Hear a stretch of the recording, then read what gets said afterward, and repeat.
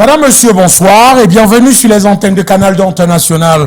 Bienvenue à cette autre édition du débrief de l'actualité qui sera consacrée au sport camerounais, au football, avec en toile de fond la désormais guerre qui existe entre la CAF, l'association camerounaise des arbitres de football du Cameroun, qui affronte la fédération camerounaise de football sur le toit de cette fameuse affaire de grève, de sifflement. Malheureusement, les arbitres n'ont pas respecté. Où en est-on? Ce sera quoi la suite? On a le bonheur d'avoir la CAF qui sera représentée sur ce plateau.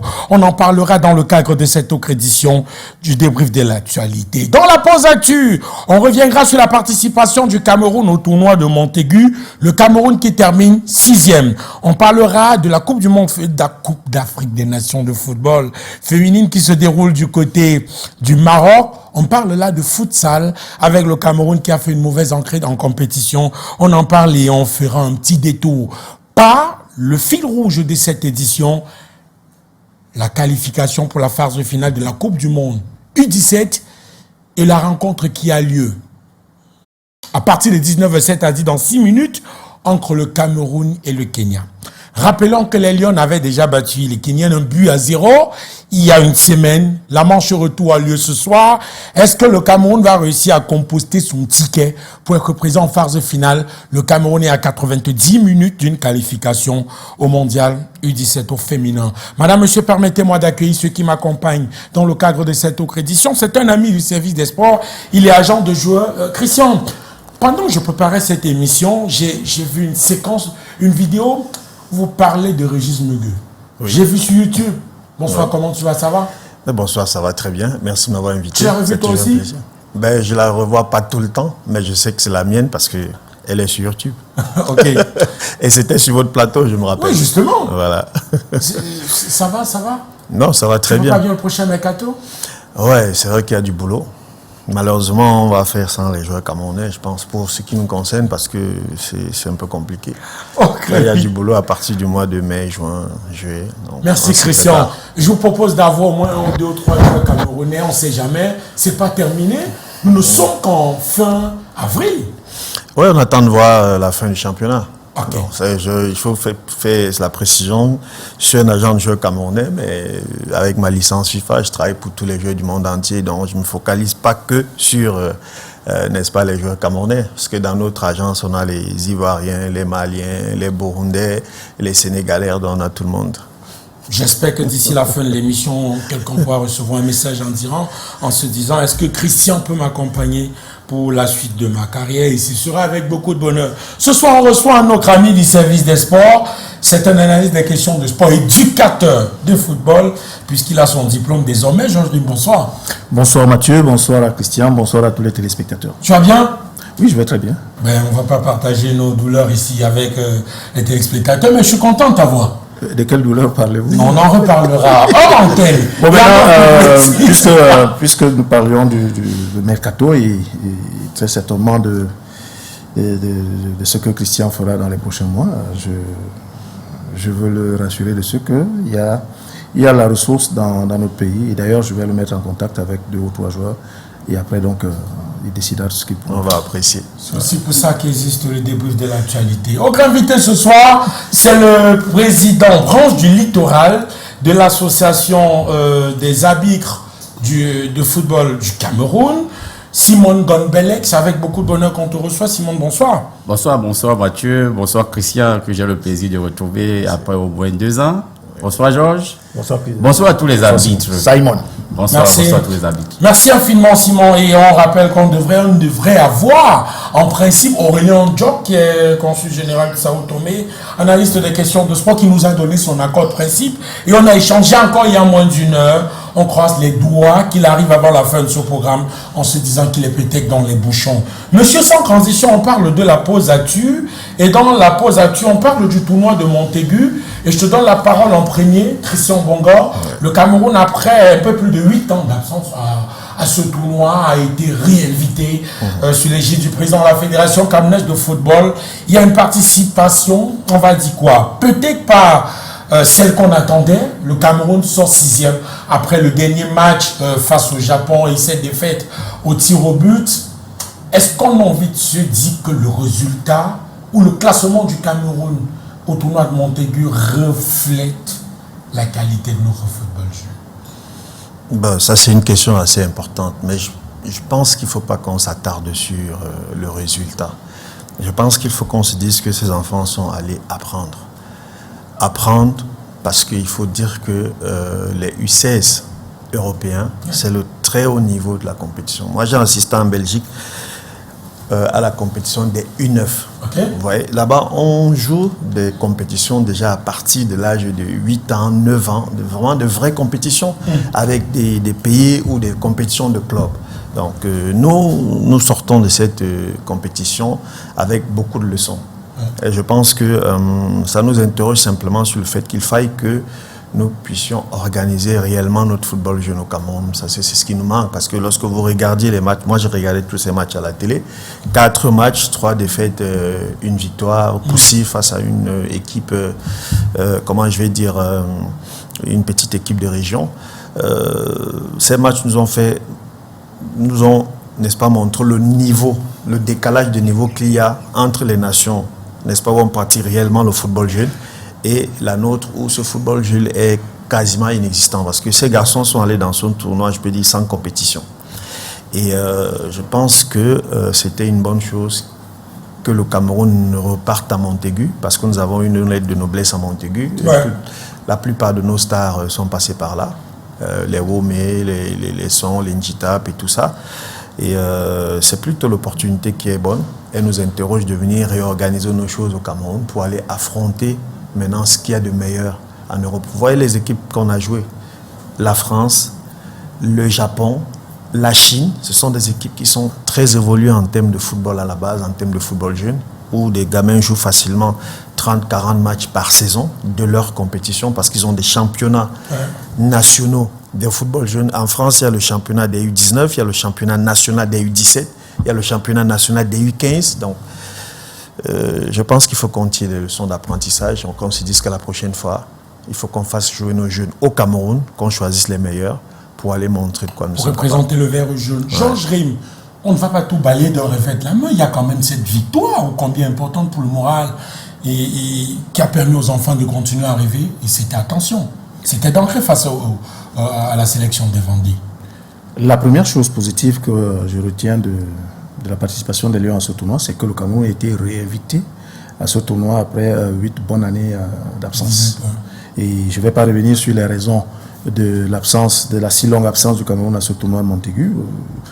Il y a beaucoup de griefs qui avaient été retenus par les organisateurs contre le Cameroun.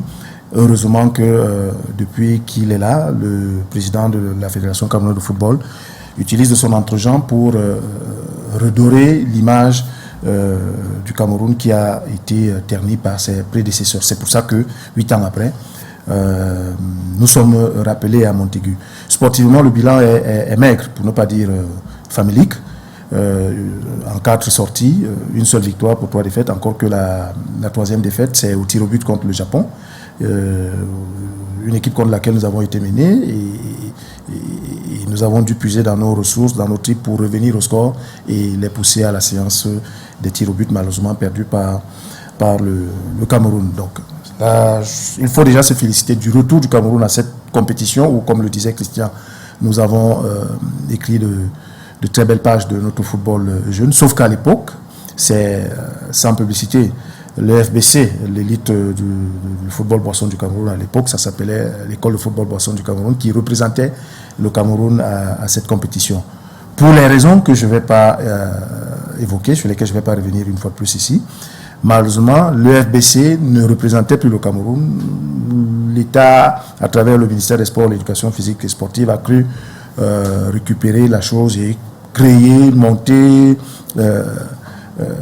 de toutes pièces une sélection camerounaise qui représentait désormais en lieu et place de l'RBC le Cameroun de ce côté. Et nous savons ce qui s'est passé. Donc, sportivement, même si le bilan n'est pas positif, nous avons appris beaucoup de choses. Et je suis d'accord avec Christian qu'il faut maintenant revenir sur place, réorganiser véritablement ce football jeune, la permettre à toutes les catégories de compétir localement et ne pas se contenter des initiatives privées comme celles que nous avons à laquelle nous avons assisté récemment du côté du stade annexe de Bepanda, la Easter Cup Patricia Berthelot. Qui est une initiative privée, bien évidemment, c'est de cela que je parle. Donc, ne plus se contenter de ce type d'initiative, parce qu'il y en a d'autres également, mais que la fédération mette sur pied de véritables compétitions qui occupent les jeunes sur une saison et qui leur permettent d'en avoir 30, 40 matchs par saison. Et prochainement, ils pourront donc repartir à Montaigu avec quelque chose dans les jambes, affronter les sélections comme la France, qui nous a quand même filé 4-0. Et ce n'est pas un hasard, parce que la France, les U15, les U17, les U19, eux, ils ont des compétitions qui les occupent toute la saison. Et donc, c'est possible de faire une sélection des jeunes de cette catégorie-là sur des bases assez objectives. En 30 secondes, Simone Bonbelec, avant qu'on ne parle de futsal au féminin, c'est une génération qui naturellement va se dire bénie du fait de revenir dans une compétition 8 ans plus tard. On pourrait le dire. Mais c'est pas là le il y a 8 générations, j'ai envie de dire, qui n'ont pas eu l'occasion d'être présents. Oui. Et aujourd'hui, comme le RIM l'a dit, c'est à l'actif du président de la FECAFOOT. C'est vrai, il a un peu mis l'accent sur le problème d'âge. Parce que nous avions été mis à l'écart pour ce genre de problème. Il faut le comprendre. Sauf que lui aussi, il est venu d'être tombé dans le même travail que ses prédécesseurs. Ne pas organiser le football jeune. Il y a de cela quelques années, je pense, pendant la mandature de M. Sédou, nous avons eu une CAN de U17 et ça nous a encore endormis. Mais ce qui est un peu énervant, c'est que les promoteurs se battent pour organiser le football à la base. Et au niveau de l'instance fêtière, ça ne suit pas. Au contraire, on se focalise sur ce qui n'est pas tellement important ou bien ce qui n'est pas dans le job de description de la Fédération camerounaise de football. Raison pour laquelle aujourd'hui nous avons ce genre de résultat. Ok. Christian, on va évoluer rapidement. En 30 secondes, chacun pourra réagir sur la Coupe d'Afrique des Nations de football, du futsal au féminin qui se déroule au Maroc. Et il y a eu une entrée manquée pour les Lions indomptables, balayés par le Maroc, 7-1. Avant le prochain rendez-vous face à la Namibie demain, on a envie de se dire quoi? C'est une discipline qu'il faut d'abord se battre pour l'intégrer. Honnêtement, il faut aussi se dire qu'on ne devrait pas aller dans des compétitions internationales juste parce qu'on veut représenter le Cameroun ou juste parce qu'on veut se dire que nous sommes présents. Voilà, que nous sommes présents et nous sommes le Cameroun, nous devons être partout pour essayer n'est-ce pas, de montrer que nous pouvons être excellents dans certaines disciplines. Le futsal, on doit complètement le réorganiser dans notre pays. Ce qu'on voit, déjà, je ne sais même pas où est-ce qu'on organise des championnats de futsal au Cameroun, parce que honnêtement, je n'ai jamais vu un match de futsal organisé au Cameroun. Donc, je ne sais pas comment, sur quelle base ces filles ont été sélectionnées pour aller jouer une compétition de futsal. J'aurais appris que ce sont des filles qui jouent la Guinée Super League, mais il faut se dire clairement, le football à 11 est complètement différent du futsal. C'est complètement différent. Donc, ce qui fait que si vous sélectionnez des filles de football à 11 pour aller jouer le futsal, vous aurez, n'est-ce pas, droit à ce genre de résultats. Et au lieu qu'on se précipite à aller dans des compétitions internationales pour se faire souiller comme ça, c'est mieux qu'on organise d'abord bien la discipline, les championnats au niveau départementaux, régionaux et même au niveau national pour sélectionner vraiment les meilleurs de ces disciplines. Et là, on peut être sûr que nous pourrons avoir une participation honorable. Ça, c'est quelque chose qui a été fait dans la précipitation et on jette ces filles comme ça dans une discipline qu'elles ne maîtrisent pas. Pierre de Coubertin a dit l'essentiel est de participer. On n'est pas aux Jeux Olympiques, mais on est dans une logique d'apprentissage, Georges. Bon, pour apprendre, il faut participer en même temps que ça. Un peu plus sérieux. Oui. Bon, il faut être sérieux, effectivement, en se disant que je me posais déjà la question de savoir comment est-ce qu'on va représenter le Cameroun pour une discipline qui est quasi inexistante. C'est vrai que j'ai appris qu'il y a eu le lancement de la saison du futsal, mais qui n'a même pas encore commencé. Je ne sais pas s'il y a un seul match pour le compte de cette saison qui s'est déjà joué. Donc du coup, où est-ce qu'on est allé les chercher, ces filles? C'est tout à fait normal que contre une équipe ou une sélection comme celle du Maroc, qui, elle, est aguerrie à la chose, parce que quoique ça renvoie au football, Christian le disait, c'est différent du football à 11. Ça, ces règles qui lui sont spécifiques. Les dimensions sur lesquelles ça se joue ne sont pas les mêmes que celles du football à 11. et même la technique en mouvement, le jeu, tout ça. L'aire de jeu. C'est pas le ciment ou bien le gaz, c'est le plancher, en principe. D'ailleurs, nous l'avons vu à l'image sur quoi elle joue. Bref, si vous n'êtes pas habitué à jouer au futsal, on ne vous lance pas là-dedans comme ça. Moi, quand j'étais étudiant à l'université ici, et qu'on lançait pour la première fois le football, le futsal au Cameroun, nous, une de ceux-là qui étions les précurseurs en la matière pour l'université de Douala, et on jouait sur le terrain de handball de l'université de Douala. Je vous assure que c'est pas évident. Il suffit de vous retrouver en contact avec le sol pour sortir de là avec des blessures. Donc, c'est différent du foot à 11. Il faut le structurer, il faut le mettre en place, et vous êtes sûr que à ce moment-là, oui, les enfants, que ce soit les filles ou les garçons, parce qu'après ça, il y aura la Coupe d'Afrique pour les hommes qui va suivre. Donc, vous êtes sûr que eux, ils auront la matière pour aller rivaliser avec les hommes. Mais tant que ça ne se joue pas, ça ne s'improvise pas. Mathieu, en 30 secondes, Simone, j'imagine que la CAF a des arbitres qui arbitrent au futsal. Déjà, je constate que c'est la deuxième fois qu'on me donne 30 secondes. J'espère que je vais pas... Oh non, on va aller rapidement parce que derrière, il faut parler du marathon. Non, il faut le dire sincèrement que la FECAFOOT s'occupe de son job description, sincèrement. Parce que il n'y a pas que le futsal, il y a le beach soccer. Il y a des commissions qui ont été mises sur pied depuis le début de cette mandature et qui se réveillent. Il y a un sursaut, on se réveille, on est surpris. Et malheureusement pour eux, c'est même le football féminin. Parce qu'avec le football masculin, ça pouvait encore être quelque chose de mieux.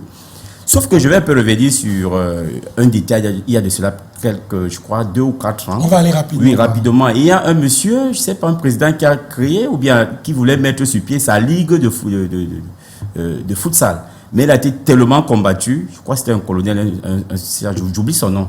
Il a été tellement combattu que l'idée est restée comme ça n'évolue plus. Voilà où nous sommes aujourd'hui. Donc, il faudrait que la FECAFOOT essaye de regarder ce pan. Mais malheureusement, il nous reste 6 mois.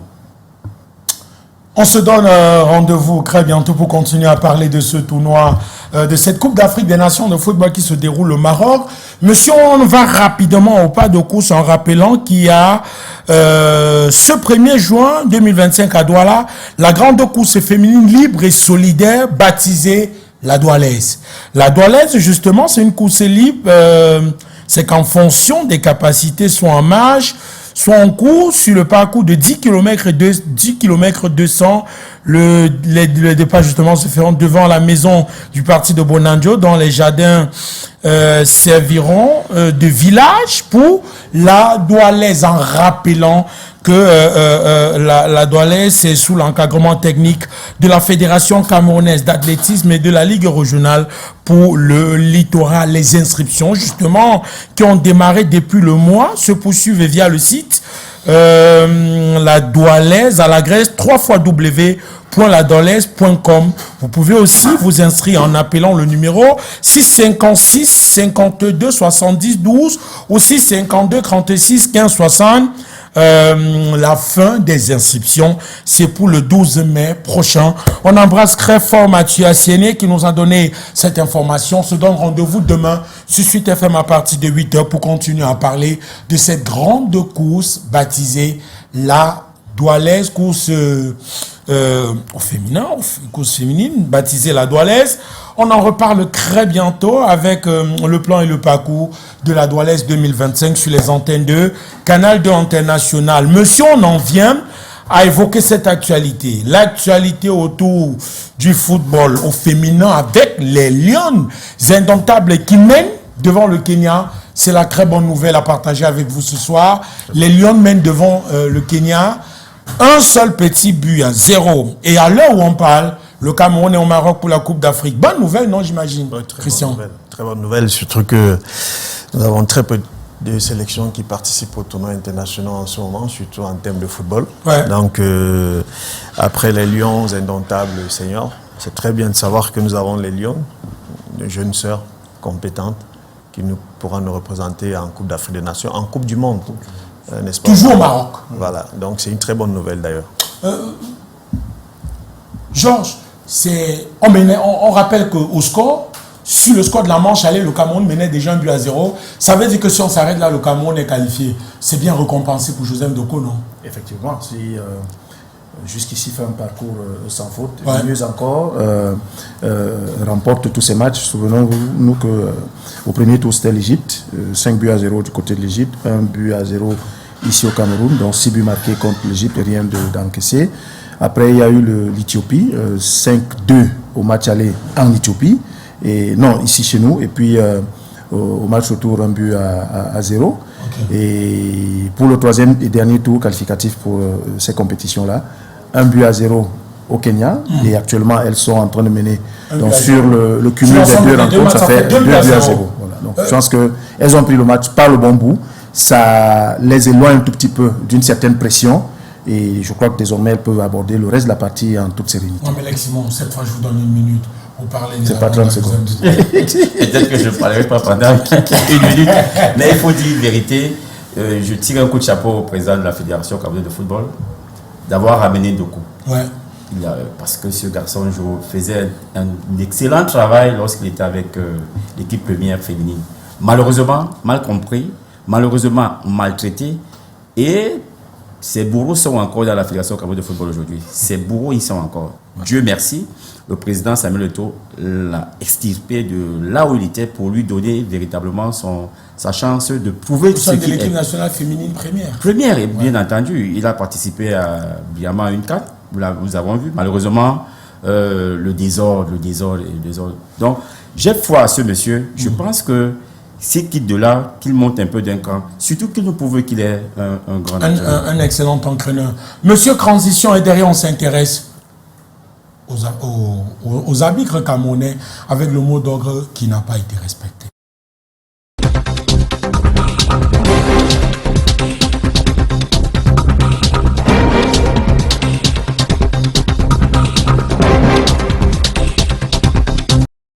Merci infiniment. Et notre ami Aurélien Diog nous a rejoint. Et je lui remettais ma bouteille d'eau officiellement. Aurélien, ça va? Tu vas bien? Bonsoir. Dieu est grand. J'étais un peu souffrant, mais là maintenant, on est debout. Mais je te permets de boire un peu d'eau. Mais bien sûr, puisque j'ai eu l'indigestion, un problème d'intoxication alimentaire, donc il me faut boire beaucoup d'eau. Je crois que cette bouteille d'eau va voilà, donc ça veut dire fait un grand bien. Voilà, vous êtes parmi les gens qui me veulent du bien, ça veut dire que c'est un peu ça. Non, on n'a pas de main vos cravis. Qui n'arrive qu'au boss. Non, on ne vous demande pas vos cravis, Georges Rémy. Monsieur, on parlait là des arbitres, avec la fameuse affaire de l'association camerounaise des arbitres de football qui a, dans un premier temps, lancé un mot d'ordre de grève. Dans un communiqué, son président Alioune Sidi parlait d'une ardoise d'un peu plus de 300 millions de francs CFA repartis sur un peu plus de 3 saisons. Et après, il y a eu ce mot d'ordre de grève, j'ai envie de dire malheureusement, Simon Gonbele, qui n'a pas été suivi, qui n'a pas été respecté, parce que les arbitres sont descendus dans les stades hier et avant-hier, ont officié des rencontres, mais il y a une question. Simon Gonbele, comment en est-on arrivé là? Eh bien, c'est une situation tellement malheureuse qui ne fait grandir personne, qui détruit le football camerounais. Pourquoi est-ce que nous arrivons là? C'est quoi la genèse, sommairement? C'est ce que je voulais dire. Nous avons fait confiance à cet exécutif. Nous avons accordé notre suffrage à cet exécutif. Avec tous les faits, toute l'effervescence, juste après l'élection de cet exécutif, je pense que personne, aucun Camerounais ne pourra se lever et dire qui n'a pas jubilé, qui n'a pas été d'accord avec la prise, on pourra dire, de la Bastille par M. Samuel Eto'o fils à ce moment-là. Et c'est dans cette lancée que nous avons accordé beaucoup de suffrages à cet exécutif. Parce que les premières journées, une journée, 2 journées, bon, on va pour les émoluments. Après, on fait peut-être 4 journées, on vous paye une journée, ainsi de suite. Vous voyez, à partir de la deuxième saison, la première saison, ils se sont dit que bon, ils sont en train de se battre. Il faut qu'ils aient un peu les automatismes. Ça va aller. La deuxième saison, nous avons commencé à tiquer un peu, à leur dire attention, on va un peu dans une mauvaise lancée. Et ce qui s'est passé à la première saison 2020-2021 s'est reproduit à la deuxième saison 2021-2022. 2022, 2023, 2023, 2024. Je pense, je peux un peu me tromper. Aujourd'hui, nous sommes en 2024-2025. Exercice en cours. Exercice en cours, 20 journées jouées, 2 journées payées. Vous voyez, certains se demandent pourquoi c'est maintenant. Mais non, nous avions commencé à le dire depuis fort longtemps. Et même au niveau des régions, vous vous souvenez très bien qu'ici dans la région du littoral, nous avons bloqué le championnat, nous avons grévé. C'est une ardoise qui ne voulait pas être payée. Elle avait été réglée. Et elle a été réglée. Parce qu'on nous a traités de saboteurs, ainsi de suite. Et à la fin, on a compris que c'était vrai. Aujourd'hui, des gens continuent à nous traiter des personnes qui veulent saboter la restructuration du football, la grandeur du football qu'on veut donner. Mais non, ce n'est pas là le problème. Les arbitres sont affamés, endettés, manipulés. Aujourd'hui, ils sont à la solde des présidents de club. Aujourd'hui, c'est comme un championnat des interquartiers que 2 présidents viennent donner le droit d'arbitrage. Et c'est ce qu'on veut officialiser. Nous avons... Ça s'est passé où? Ça se passe tout le temps. Un exemple. Preuves. Un exemple. Un exemple. Regardez seulement les pénaltys qui sont donnés. Si vous avez les images... C'est ça le droit d'arbitrage? C'est ça la résultante de ce droit d'arbitrage. Parce qu'au plus offrant, l'arbitre donne n'importe quoi, il fait n'importe quoi. Vous savez où je pense... Excusez-moi, nous, à l'époque, nous étions, je ne peux pas dire bien, mais quand même, ça se déroulait dans de très bonnes conditions. Okay. Où est-ce que dorment les arbitres aujourd'hui? Je ne suis pas... Dans les agences. C'est là où ils vont être pêchés par les présidents véreux. Qui leur donnent quoi? Hébergement, nutrition et transport. Cet arbitre fera quoi lorsqu'il trouve ce président de club dans l'aide des jeux avec son équipe? Nous voyons tout ce que nous voyons aujourd'hui. Permettez-moi de allez-y. Aujourd'hui, ce que nous avons vu à Mélon, ce n'est qu'un petit signe. La saison passée... Vous parlez des incidents de Mélon. Lors du match entre Stade Rennais de Mélon et la Colombe du Sud. Effectivement. La saison passée, vous êtes tous au courant que les arbitres ont failli être lynchés. Certains se sont retrouvés à l'hôpital. Nous sommes en train d'aller vers la fin de ce championnat où 4 équipes doivent descendre. Faisons attention. Ok. Merci infiniment, Simon Gonbelek. Aurélien Diok, à votre avis, pourquoi le mot d'ordre de grève de la CAF n'a-t-il pas été respecté selon vous? Pourquoi? Ça y va de sa crédibilité, ça y va des arbitres qui ont choisi le camp dans cet affront? Non, je pense que même dans les entreprises, ça existe. Le Cameroun, c'est dans l'ADN. Hein. C'est dans l'ADN des Camerounais.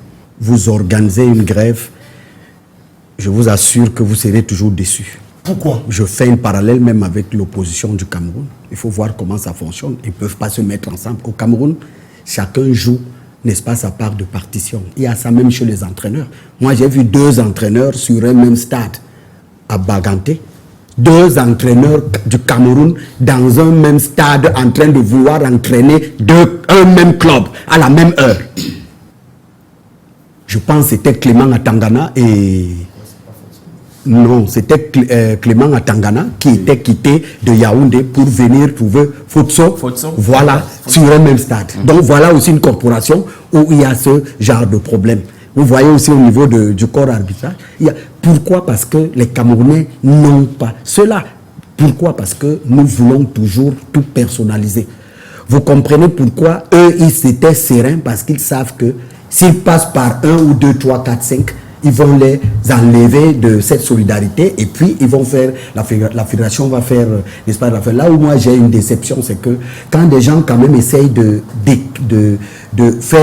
poser des revendications, il appartient, n'est-ce pas, aux dirigeants de les faire asseoir. Même si vous ne donnez rien, mais promettez quelque chose, mais restez. Moi, j'ai l'impression qu'il y a quelque chose, peut-être que les arbitres sont en train de créer quelque chose qui n'existe pas, parce que je me dis, même dans une société, quand ça ne va pas, il y a des grèves, les syndicalistes et tout ça s'essayent pour essayer de trouver, n'est-ce pas, une solution. Mais ici, je suis complètement étonné de voir que la Fédération camerounaise de football ne puissent pas, c'est que ça ressemble comme si leur président est en train de... Il n'aime, parce que quand vous le faites, ça veut dire que vous n'aimez pas, n'est-ce pas, la fédération, et pourtant ces gens sont en train de revendiquer. Mais pour l'arbitre qui est en train de parler des pénaltys créés, il n'y a pas de pénaltys créés. Les gens sont dans une mouvance où d'autres sont dans une mouvance où ils veulent créer le désordre. Si vous voyez ce qui s'est passé à Melon, il y a pénalty, monsieur. J'ai envoyé ça hors de ce pays, partout. J'ai vu ce que le Dossard 10 a fait sur ce joueur. C'est-à-dire que même moi-même qui ne suis pas dans le corps arbitrage, j'ai vu cette faute autant pour moi. Donc moi, je pense que là-bas n'est pas le problème au niveau des arbitrages. J'ai vu des arbitres à Bepanda au temps où il y avait le gazon synthétique. Un arbitre a reçu, ce n'était pas Samuel Eto'o qui était président. Il n'était pas président. Il a reçu un caillou. Il est tombé dans un coma, on l'a mené urgemment à l'hôpital. Moi, j'ai vu à plusieurs reprises, c'est récurrent dans des matchs. Mais ce n'est pas là-bas le problème, peut-être, qui sont clochardisés. Mais le problème ici, c'est que la corporation, peut-être, ne fonctionne pas normalement. Ou alors, les Camerounais, dans leur ADN, ne savent pas ce que c'est que la revendication et un mot d'ordre de grève qu'il faut respecter. Si jamais ce jour, les stades étaient morts, la FECAFOOT allait prendre du recul et réorganiser ça et voir la situation de ces entraîneurs. Malheureusement, il n'y a pas eu sifflement. Il y a eu spectacle sur l'ensemble du triangle national. Christian Bongo, est-ce que vous comprenez la décision des arbitres d'aller à l'encontre d'une décision de la hiérarchie de l'association? Sincèrement, je ne la comprends pas. Et ce que je ne comprends pas encore plus, c'est pourquoi la fédération ne paye pas ses arbitres. C'est ça. Est-ce que nous parlons de quoi au juste? Nous ne sommes pas en train de parler de pourquoi est-ce que, n'est-ce pas, un mot d'ordre de grève a été lancé et certains adhérents ou certains membres de la corporation n'ont pas respecté ce mot d'ordre. Ce n'est pas ça le problème. Le problème essentiel, c'est pourquoi ces arbitres ne sont pas payés depuis toutes ces années qu'ils officient, n'est-ce pas, des matchs officiels de la Fédération camerounaise de football. C'est quand même ahurissant. Parce qu'à un moment donné, il va falloir que nous fassions attention avec l'image de notre pays.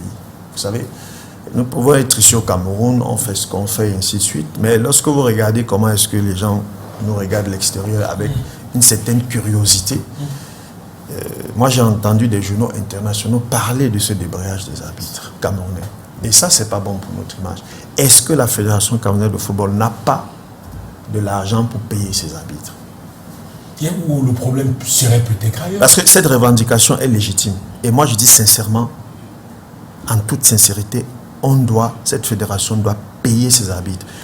Toute personne qui travaille a droit à une rémunération. Et je pense que lorsque j'entends M. Ngonbelek, ces arbitres ont été résilients depuis plusieurs années. Ils ont été compréhensifs, ils ont été patients.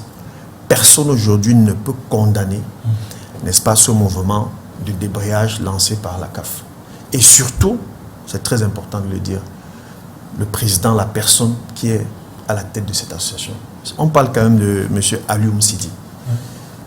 Pour ceux qui connaissent... Qui est une référence. Qui est une référence dans l'arbitrage mondial, qui est quelqu'un de tempéré, qui est quelqu'un de très professionnel. Je vais vous dire, et qui est quelqu'un dont je peux confirmer qu'il est au-dessus de tout soupçon. En 2015, j'étais en Algérie. Et il avait été programmé pour jouer un match d'un club algérien avec Al Hilal du Soudan. Alors, les émissaires de ce club sont venus me trouver à l'hôtel. Parce que j'étais Camerounais. Ils voulaient entrer en contact avec cet arbitre, Alioum Sidi. Moi, je les ai reçus. Ils m'ont dit, ils ont contacté des gens et tout. Apparemment, ce monsieur n'a pas donné suite. Est-ce que moi, je le connais? Est-ce que je peux entrer en contact avec lui? Vous savez combien vous voulez lui proposer? 20 000 $ pour qu'il fasse ce match. Ça fait quoi en français, Fadini? 20 000 $, vous êtes à peu près dans les 12 millions 12 millions de francs. Moi, connaissant la réputation de ce moment, je lui ai dit que c'est peine perdue. Il cédera pas. Parce que c'est un match en jeu, je ne sais pas, soit il voulait se qualifier pour la phase de poule de la Champions League, soit il voulait être deuxième de la phase de poule pour aller, n'est-ce pas, en demi-finale. Il y avait un enjeu dans ce... Ils avaient perdu au Soudan. Ce monsieur n'a pas pu, et il a joué son match, et ce club algérien a perdu en Algérie. Et j'étais là. Quand un monsieur comme ça prend la parole, il faut la respecter. Parce que c'est une référence dans l'arbitrage mondial. Et moi, j'interpelle sincèrement, parce que c'est quelque chose qui me fait mal au cœur, réellement. Nous qui sommes à l'étranger, on voit comment ça se passe. La fédération n'a pas besoin d'attendre la subvention de l'État pour organiser ces matchs et payer ses officiels.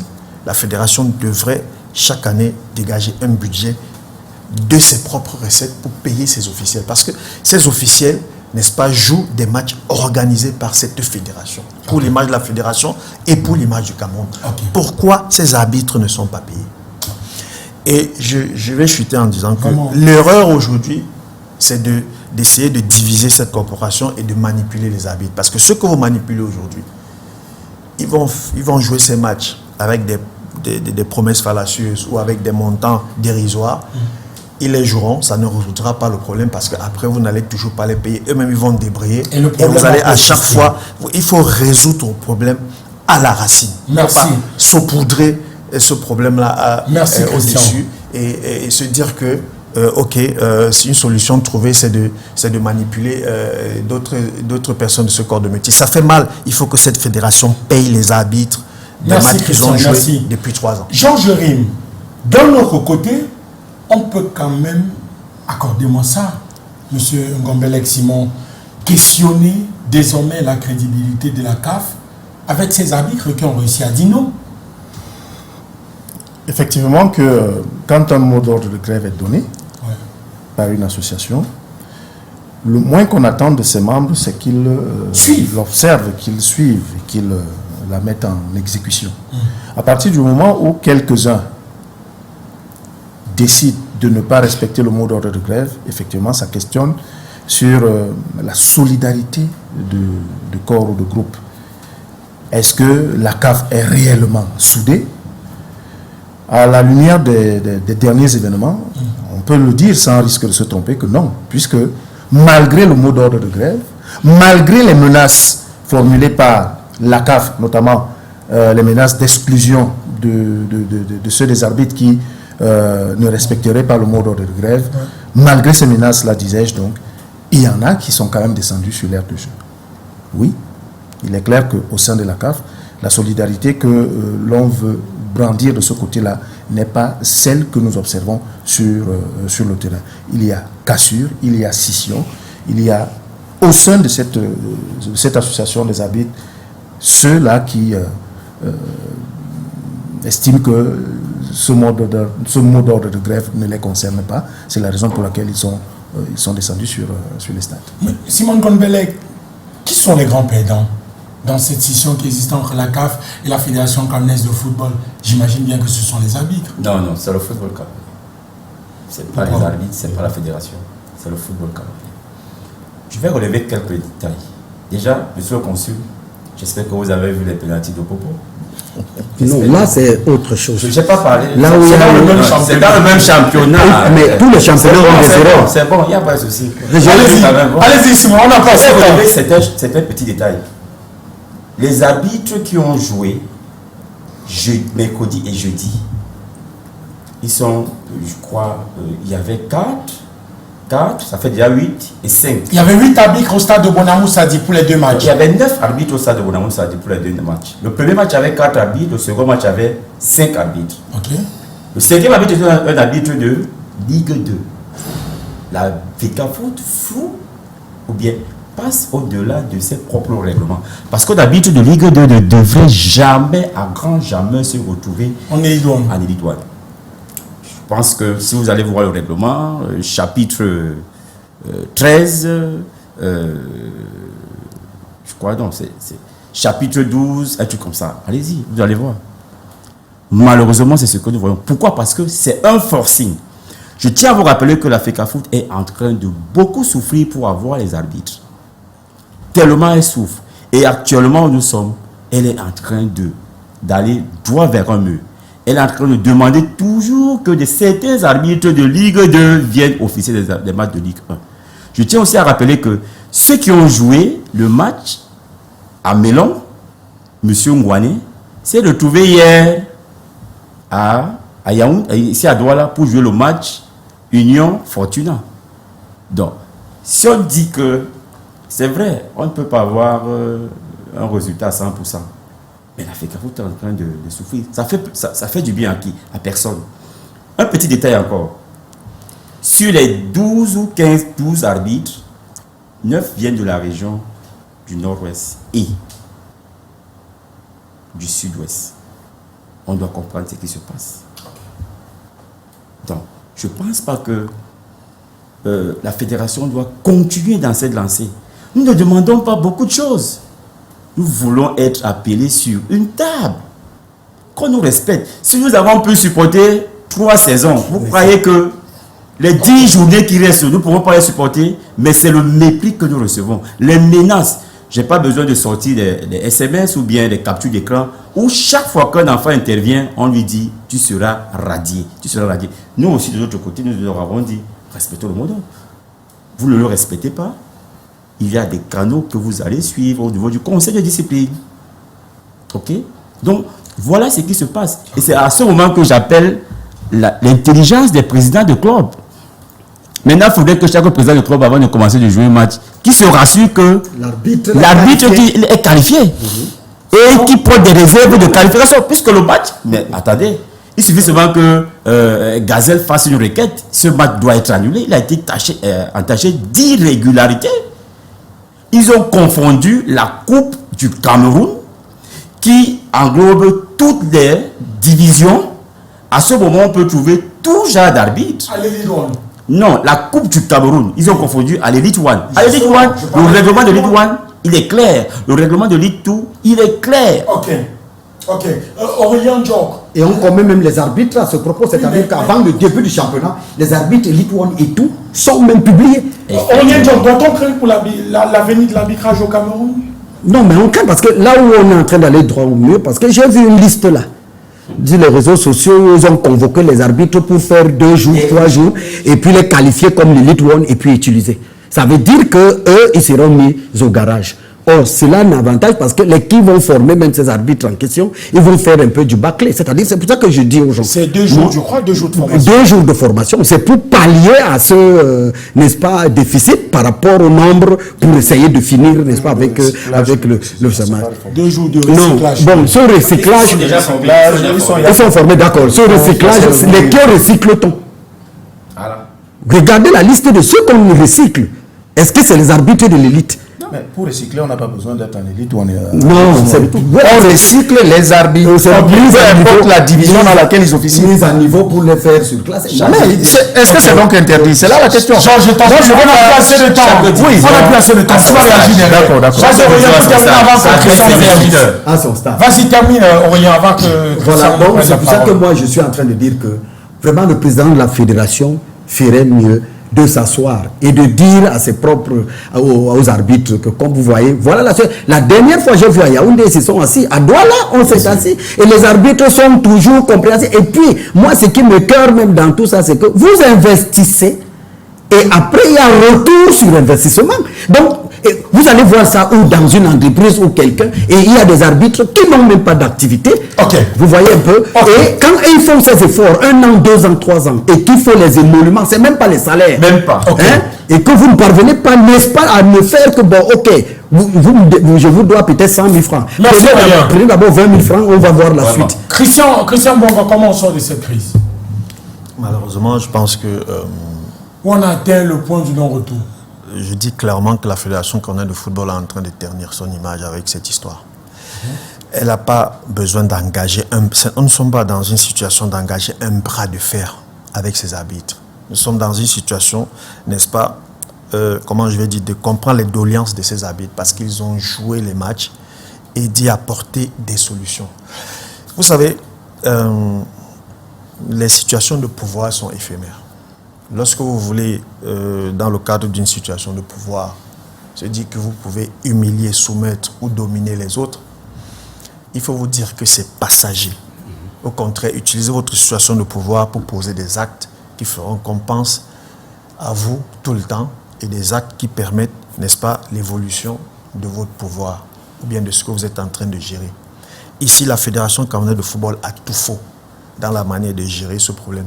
Aller créer une autre association, recycler les arbitres régionaux, ce ne sont pas ça les solutions. Puisque lorsque vous écoutez le président Alioum Sidi, il dit très bien qu'ils ne sont pas là pour, n'est-ce pas, poser un problème ou alors créer du désordre dans l'organisation du championnat. Et ils sont toujours aptes à s'asseoir sur une table, à écouter pour qu'on leur donne les propositions. Monsieur Simon disait tout à l'heure, c'est le mépris. Parce que lorsque vous appelez les gens de la fédération, ils ne vous répondent pas, ou ils ne vous prennent pas au téléphone, vous les écrivez, ils ne vous répondent pas. Et ça, c'est du mépris. Vous ne pouvez pas mépriser l'être humain et croire que ça vous donne de l'image. La solution est simple, que la fédération mobilise les fonds et paye ses arbitres, au moins, et paye ne serait-ce qu'une partie de ces émoluments et promettent peut-être d'améliorer, mais que d'entrer frontalement, n'est-ce pas, en guerre avec la CAF et surtout, n'est-ce pas, de monter des arbitres contre leur association. Merci. Georges, pardon, 1 minute avant qu'on ne sorte avec Simone Gondbelec. Quelqu'un pour faire la médiation? Non, est-ce que pour ce genre de problème, on a besoin de médiation? C'est comme nous le disons tous, parce qu'il faut qu'on se comprenne. Quelqu'un pour amener les belligérants autour de la table et dire il faut résoudre ce problème et sauver le football camerounais. Je dis, on n'a pas besoin de tierces personnes pour résoudre ce problème. Je suis en train de dire ceci, et d'ailleurs je l'ai dit sur un média, je crois Aurélien peut en témoigner, que je loue et je salue la résilience dont font les arbitres dans le cas de cette affaire, parce que ça date de quand même 3 ou 4 ans. Ça veut dire que ça remonte même à une époque où l'actuel exécutif n'était pas encore aux affaires, mais il a hérité du passif des autres. Donc, l'actif aussi. Oui, bon, là on parle du passif. Lorsqu'il s'agit des dettes. Allez, là, il s'agit des dettes, donc on va parler du passif. On n'a pas le temps, on sort. Si règle même déjà l'actif. On sort, monsieur, on sort. Donc, là, on parle de dettes, donc on va parler de passif. Bon. Il est donc de son devoir de régler la situation des arbitres, parce que le corps arbitral fait partie, est un des maillons essentiels dans l'organisation d'une compétition, d'un championnat. On ne peut pas jouer sans les arbitres. Et pour éviter un certain nombre de situations que nous déplorons, il faut que les arbitres aient leurs émoluments. Peut-être que ça ne se fera pas de manière entière, mais il faut trouver le moyen de Simon Gondbelec, ça me dérange un peu que vous ne preniez pas la parole. On va remettre ce débat en croisant les doigts que les affaires des arbitres soient rapidement réglées. Et que ce soit à pied. Non, on est en train de partir. Il y a Collège Vanton là qui me fait de grands signes. Merci infiniment. On en reparle. On profite justement pour embrasser tous ceux qui nous ont regardés.